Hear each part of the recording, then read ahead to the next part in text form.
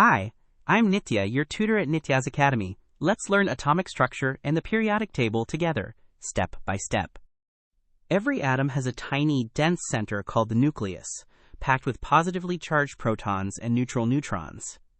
Buzzing around it are negatively charged electrons, held in energy shells. The number of protons is the atom's atomic number, and it decides exactly which element you have. Change the protons, and you change the element itself. Dmitry Mendeleev noticed elements repeat in patterns. Today we line them up by increasing atomic number. Each horizontal row, called a period, fills another electron shell. Each vertical column, called a group, holds elements with similar outer electrons, so they behave alike. That is why this grid is so powerful for predicting chemistry. Take carbon, atomic number 6. That means 6 protons in the nucleus and, in a neutral atom, 6 electrons around it.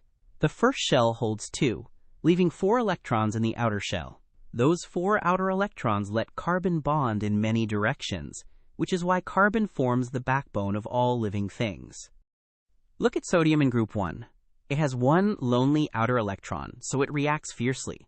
Now neon in group 18 has a full outer shell, so it is calm and almost never reacts. Same table, opposite behavior, all because of outer electrons. Knowing an elements group instantly tells you a lot about how it acts. Let's lock it in. Protons in the nucleus set an element's identity, while electrons in the outer shell drive how it reacts. The periodic table sorts everything by atomic number, with groups sharing properties and periods adding shells. Master this map, and the rest of chemistry starts to make beautiful sense. Great work! Keep practicing with Nitya at nityazacademy.com for free lessons, worked examples, and practice.